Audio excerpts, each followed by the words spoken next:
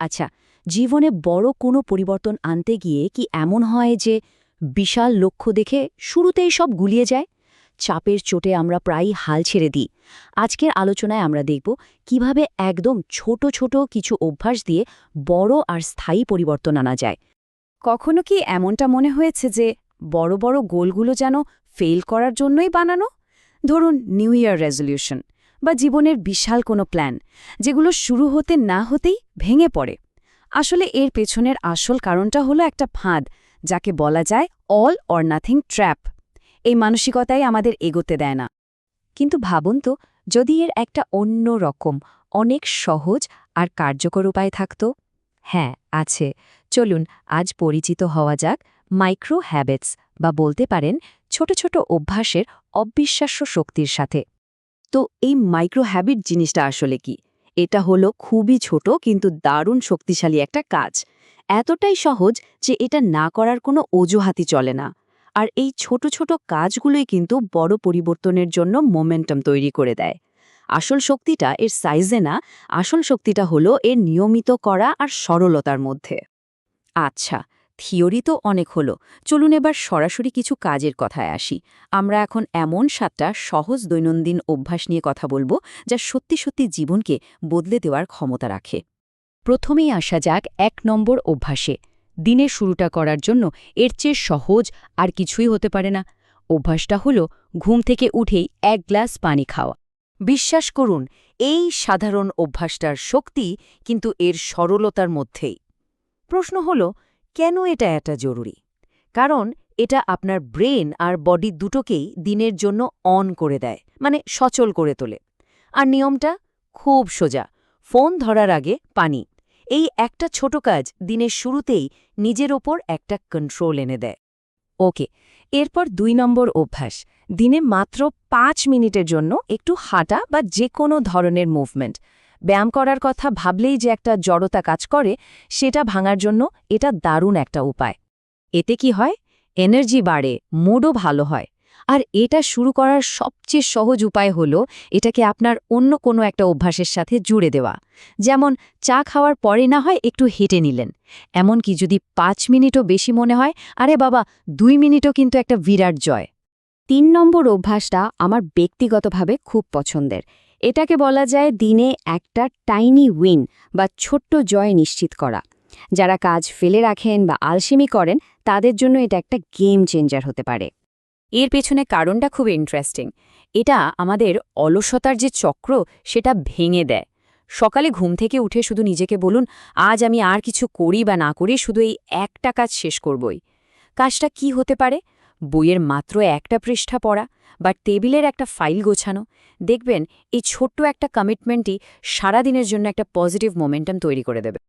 আচ্ছা, এবার 4 নম্বর অভ্যাস। এটা আমাদের সবার জন্য খুব জরুরি। ফোনটা হাতে নেওয়ার ঠিক আগে জাস্ট একটা গভীর শ্বাস নেওয়া, মনকে শান্ত রাখতে।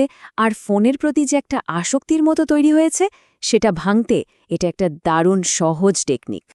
আর কাজটা কি? একদম সিম্পল।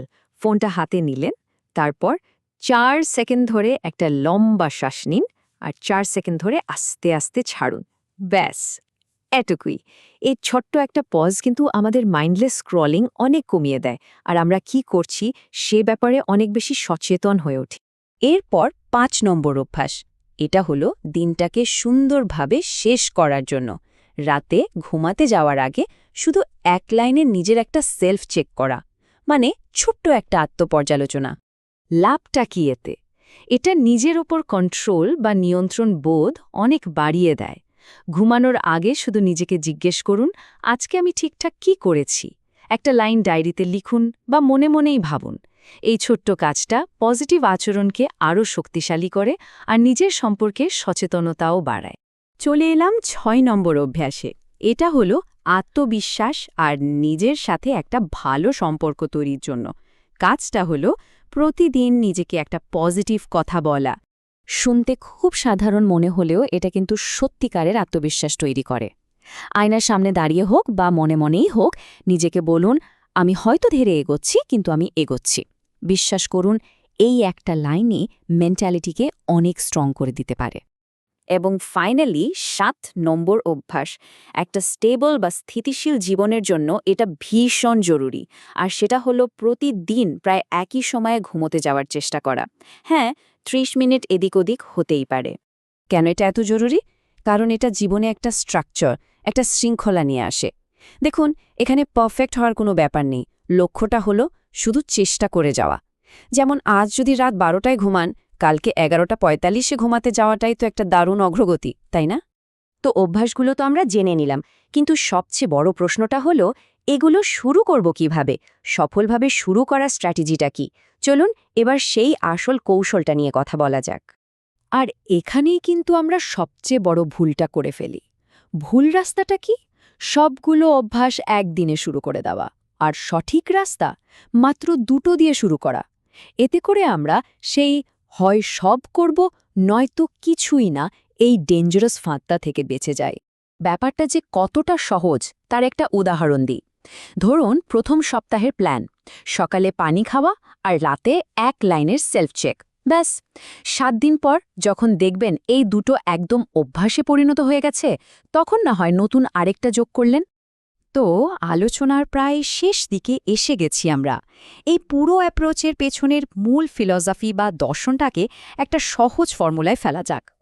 ফর্মুলাটা হলো ছোট কাজ প্লাস নিয়মিত করা প্লাস কোনো রকম চাপ ছাড়া।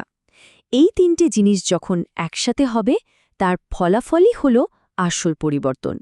এই শক্তিশালী ফর্মুলাটাই আজকের আলোচনার সবচেয়ে গুরুত্বপূর্ণ কথা। তাহলে শেষ করার আগে শুধু একটা প্রশ্ন রেখে যাই। এমন কোনো একটা ছোট কাজ আছে যা আগামীকাল থেকেই শুরু করে দেয়া যায়? একটু ভাবুন তো, উত্তরটা কিন্তু আপনার নিজের কাছেই আছে।